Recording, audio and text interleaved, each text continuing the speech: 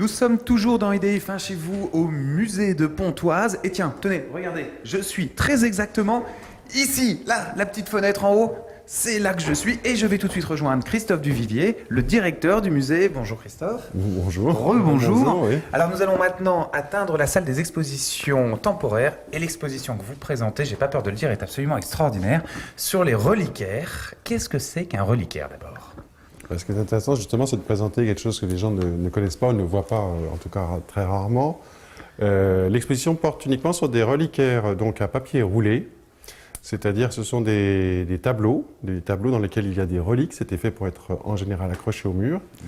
Alors une relique, c'est un morceau d'ossement. Oui, c'est un d'un saint. fragment, voilà. Ce sont des fragments. Alors les reliques provenaient de la destruction des catacombes de Rome, enfin en tout cas de l'ouverture des catacombes de Rome, et les fragments donc présumés des martyrs, des saints, etc., ont donc été dispersés à partir du XVIIe siècle. Hein.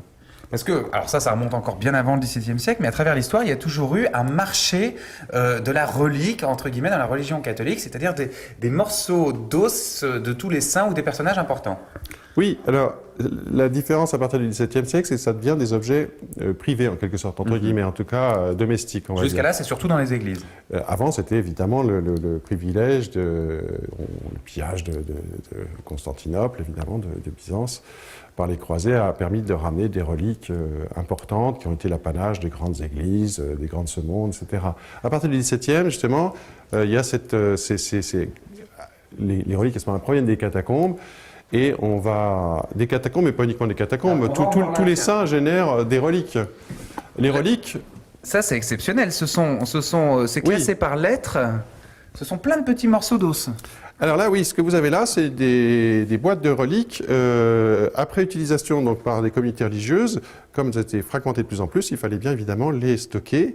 Et pour ne pas se tromper, tout ça a été évidemment soigneusement étiqueté. Alors, on a du mal à imaginer ça, mais on peut se dire que donc au XVIIe siècle, on a des moines, des gens qui vont récupérer un os de saint François d'Assise, le débiter en petits morceaux, le découper, faire plein de petits morceaux, et ensuite chacun les mettre dans des petits réservoirs. Oui, c'est pas tout à fait comme ça que ça se produit, parce que ceux qui étaient chargés à Rome de le faire, je ne sais pas si c'était des moines ou des laïcs. En tout cas, tout ça partait sous une forme scellée, une certification dans des boîtes, était en général dirigé vers des communautés religieuses, plutôt des communautés religieuses de femmes, bien qu'on ait quelques exemples de monastères d'hommes qui produisent des reliquaires. Et alors on avait un petit certificat avec véritable ossement de saint François d'Assise, oui, de saint Thomas d'Aquin. Ces tableaux évidemment étaient scellés au dos, parce qu'effectivement il fallait garantir l'origine de la relique, évidemment, parce qu'une relique qui perd sa garantie, c'est pas... Probablement que, malgré tout, aujourd'hui, dans tous ces reliquaires, il y a sans doute certains os qui ne correspondent pas aux bonnes personnes.